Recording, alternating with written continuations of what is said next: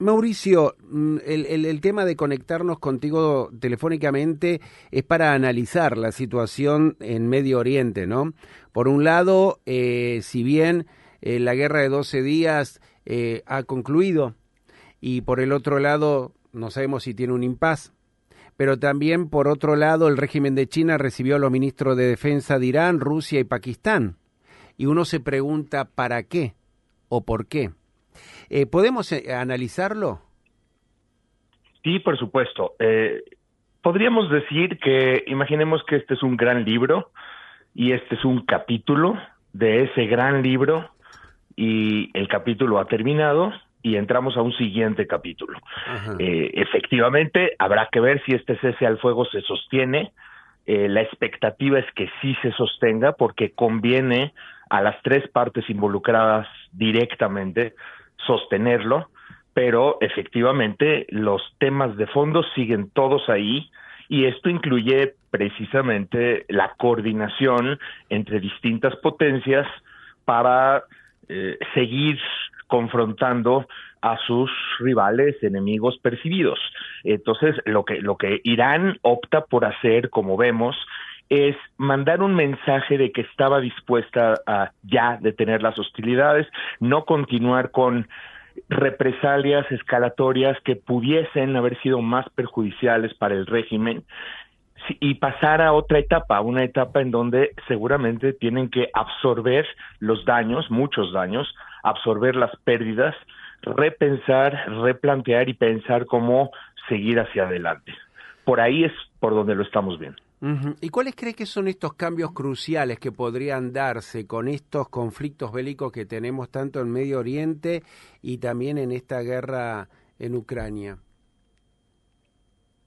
Bueno, es que hay muchas cosas, ¿no? Yo creo que esencialmente lo que sucede ahora mismo es que Irán sí recibe daños importantes. La realidad es que no sabemos de qué tamaño son esos daños, pero lo que sí sabemos es que Irán conserva el conocimiento, tiene la capacidad de revertir esos daños, quizás dentro de muchos años, pero sí tiene la capacidad. Y entonces lo que están determinando en este momento es cuáles son los mejores caminos para hacerlo, porque por lo que parece mantienen la voluntad de seguir por ese camino. Entonces, estamos viendo una nueva fase en donde Irán quizás va a dejar de cooperar con la Agencia Internacional para la Energía Atómica y va a tratar de coordinar formas con otros rivales de Estados Unidos. Esto incluye a China, incluye a Rusia, para seguir afectando los intereses estadounidenses y de otros, como por ejemplo Israel, pero no de formas directas, no estamos hablando de ataques que en el argot militar se conocen como cinéticos, es decir, ataques materiales o golpes directos, sino muy probablemente otras medidas, precisamente como dejar la cooperación con la Agencia Internacional para la Energía Atómica y seguir avanzando, aunque ya de manera más clandestina, hacia un proyecto nuclear. Esa podría ser una de las formas, ¿no? Y por otro lado, habrá que ver qué sucede entre Israel y Hamás ahora mismo, porque uno de los grandes cambios que podría venir para la región, y esperamos que así sea, es ahora sí un cese al fuego en Gaza, y de darse el cese al fuego en Gaza, posiblemente podría empezar a venir una nueva ola de acuerdos entre Israel y varios países árabes de la región para normalizar relaciones. Todo eso, por supuesto, está por verse, depende de lo que suceda, yo diría en los próximos días, podremos visualizarlo mejor. Mauricio, justamente hablando de Hamás y también de Hezbollah, que son los grupos proxy de Irán, ¿están debilitados a partir de este conflicto que se suscitó entre Israel e Irán? Sin duda quedan debilitados. Hay que decir algo nada más.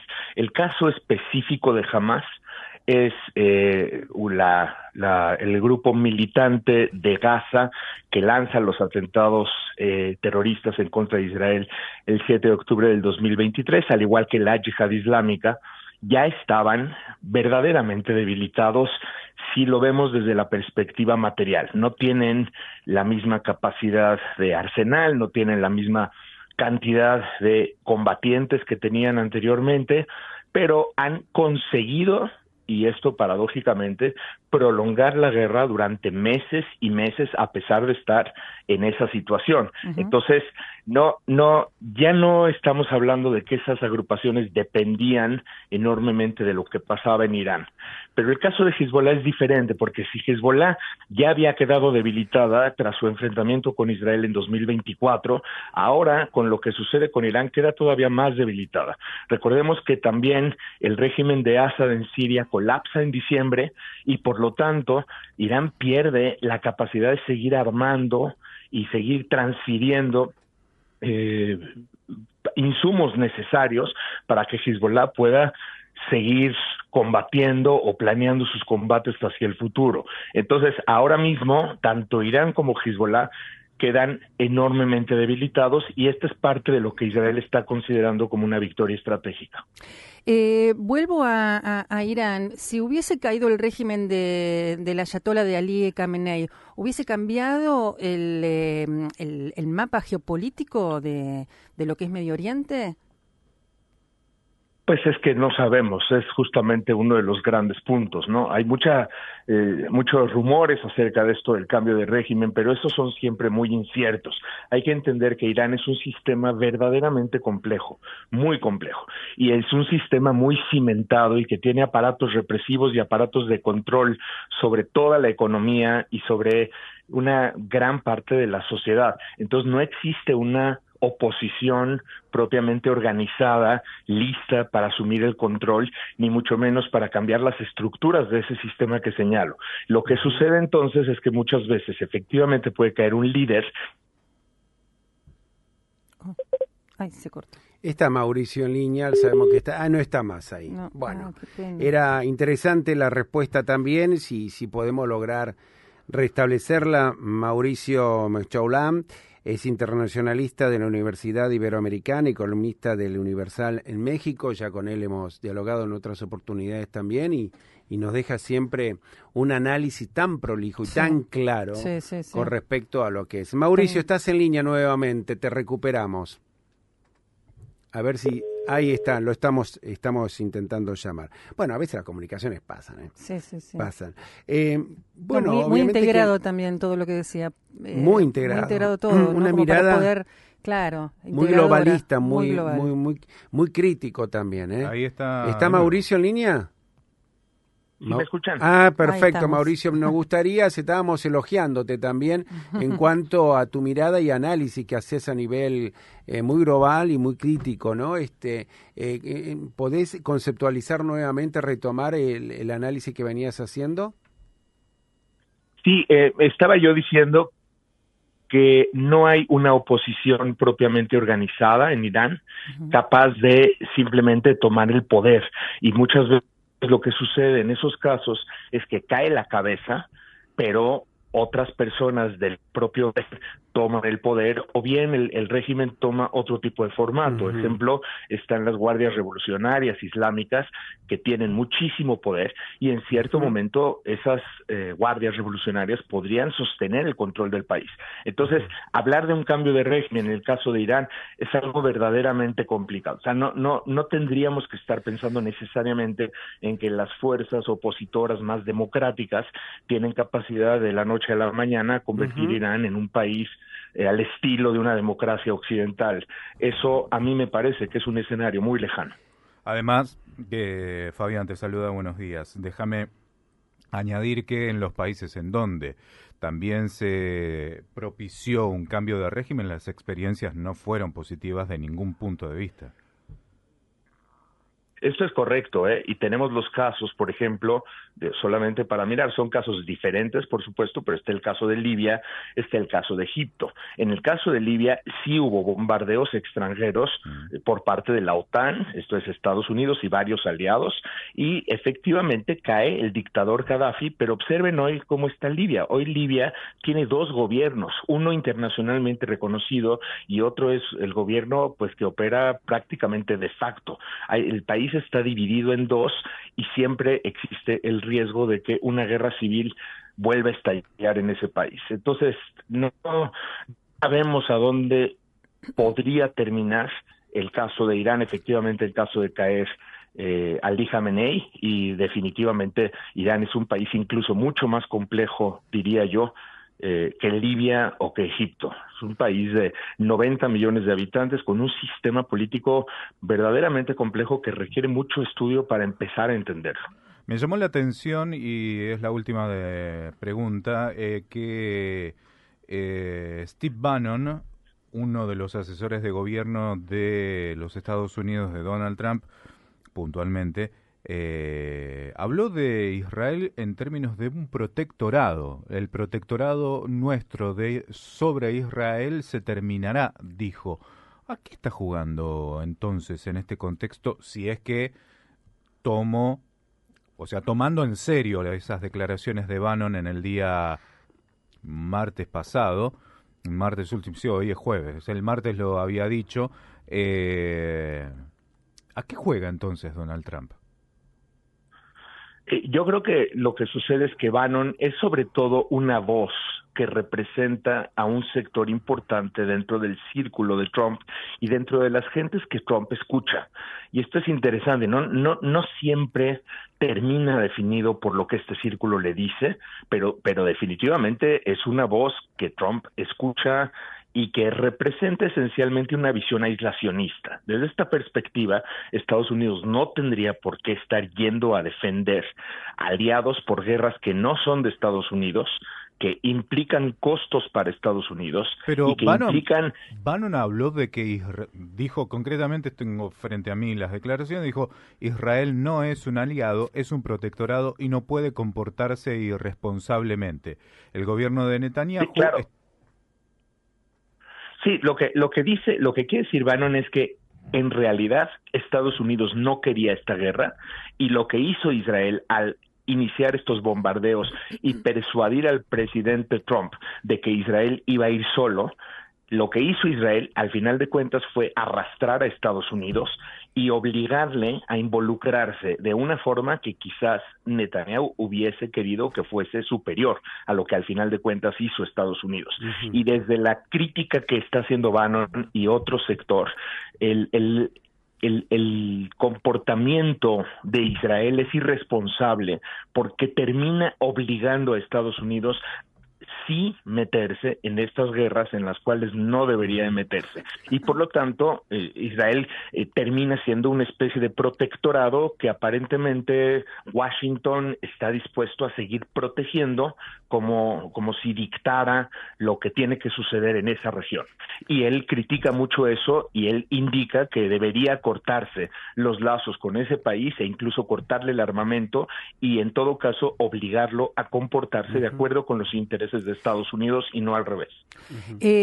Mauricio, por mi parte, la última pregunta. En el comienzo de la charla hablaba que Irán se va a retirar de la Organización Internacional de Energía Atómica. Digo, ¿esto cómo posiciona a Occidente si ellos siguen teniendo uranio enriquecido? Digo, al no tener estos controles, ellos van a seguir queriendo armar bombas atómicas, van a seguir enriqueciendo uranio, ¿no?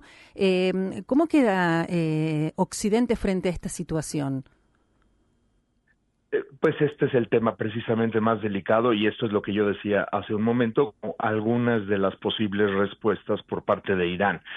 Si efectivamente Irán deja de cooperar con el organismo o bien agencia, es el mismo nombre, ¿no? El organismo, la Agencia Internacional para la Energía Atómica, no va a haber forma de verificar de manera oficial qué es lo que realmente quedó dañado o no del proyecto nuclear iraní, en dónde está este uranio enriquecido. Se calcula que hay 400 kilogramos de uranio enriquecido y no sabemos si todo sobrevivió o no sobrevivió, o qué parte sí y dónde está, y si Irán todavía conserva o no conserva centrífugas para seguir enriqueciendo ese material al grado de una bomba atómica. No lo sabremos y tendremos que depender de los reportes de las distintas inteligencias. Entonces, al colapsar esta cooperación, siempre queda ahí la posibilidad de que alguna agencia de inteligencia de Occidente o bien de Israel Irán sigue en el camino de construir una bomba atómica y reanudar los bombardeos en cualquier momento.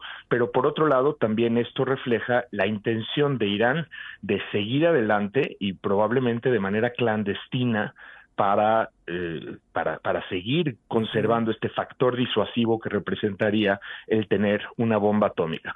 Y estos son los elementos que no quedan definidos con el acuerdo del cese al fuego de Trump. Trump dice que va a negociar con Irán, veremos si estas negociaciones sí ocurren y en dado caso que resultan, en qué tipo de seguimiento se va a dar a lo que acabamos de ver. Todo eso siguen siendo interrogantes.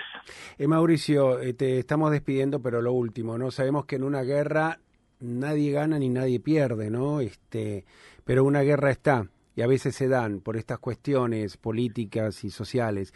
¿Quién cree o cómo crees que quién se favoreció con esta guerra concretamente? Porque ahí tenemos a Irán, tenemos Israel y tenemos una participación también de los Estados Unidos, como lo señalabas, que de algún modo participó en las negociaciones internacionales y cómo quedó su credibilidad luego de los bombardeos también, violando la Carta de las Naciones Unidas. Sí, podríamos pensarlo y de manera lo más corto posible lo pondría yo de la siguiente forma. Israel gana desde la perspectiva estrictamente militar, por supuesto, en temas de derecho internacional y en temas de violaciones, por ejemplo, a la Carta de Naciones Unidas y otros factores. Israel definitivamente, de hecho, está perdiendo y está perdiendo desde hace mucho tiempo, no ahora mismo, sino ya incluso con toda la guerra y todas las acciones que ha efectuado. Pero desde la perspectiva de seguridad nacional, como la visualiza el sector militar, Israel gana porque definitivamente este proyecto nuclear iraní ha resultado dañado. Desconocemos la dimensión de estos daños, pero no dudamos que hay daños importantes que han retrasado enormemente el proyecto nuclear iraní. Entonces, ahí podríamos decir Israel gana. Trump, fíjense, es interesante, Trump gana también de alguna forma porque consigue proyectarse como un presidente que cumple su palabra y cumple sus amenazas de fuerza, pero al mismo tiempo no involucra a Estados Unidos en una guerra prolongada. Lo único que hace es atacar y retirarse, hit and run, y con eso Trump puede demostrar ante otros adversarios en el mundo que cuando él habla en serio. Nada de pensar que Trump siempre termina echándose para atrás. Y esto sí le otorga ganancias y veremos las encuestas, seguramente va a ser muy bien valorado en su propia sociedad. Y el régimen iraní, al final de cuentas, por supuesto que pierde mucho, pero termina ganando algo y no es poca cosa. Gana la supervivencia del régimen, de lo que estamos hablando ahora mismo. Y eso le permite, dentro de todas las circunstancias negativas para el país, seguir pensando hacia adelante en un proyecto nuclear que tendrá que reconstruir, tendrá seguramente que invertir mucho tiempo y muchos recursos, pero sí conserva la capacidad de hacerlo. Entonces, los tres países pueden presentar ante sus sociedades alguna clase de victoria. Mauricio Mechaulán, muchas gracias, un abrazo enorme y gracias por tu análisis. Encantado y por supuesto aquí encantado de colaborar con ustedes. Hasta pronto.